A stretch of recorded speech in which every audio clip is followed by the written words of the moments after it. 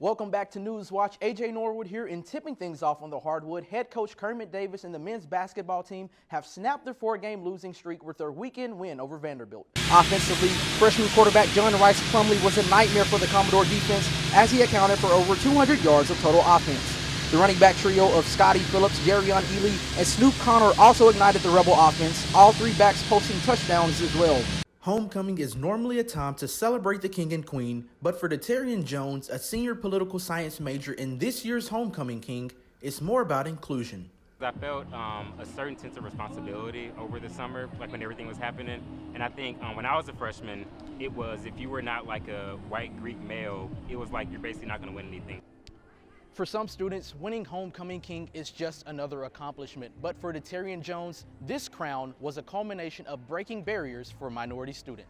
Tomorrow night, head coach Lane Kiffin and the Rebel football team will hit the gridiron against the Vanderbilt Commodores in Nashville, Tennessee. But a Vanderbilt team that hasn't seen the field in 3 weeks isn't what Kiffin sees as an advantage. Well, it's kind of dangerous, less games of us to watch on them.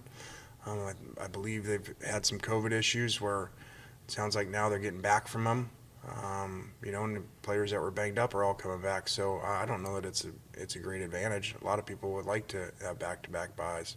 And despite Vanderbilt's lack of playing experience this season, history tells us that this game could go either way when the Rebels face off against the Commodores. After a much-needed win last weekend against the Kentucky Wildcats, head coach Lane Kiffin and the Ole Miss Rebels football team are looking to carry that momentum into this weekend as they take on the number 2 Alabama Crimson Tide. Last weekend, the Rebel offense was absolutely explosive, posting almost 500 yards of total offense. And swinging things over to the diamond, the Ole Miss softball team found their groove as they swept Jackson State, California Baptist, and Missouri State over the weekend in the Ole Miss Classic.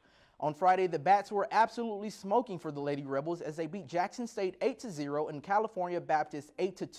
Well, that's all I've got for sports. Be sure to follow us on Twitter at Newswatch_UM for more of your latest sports updates.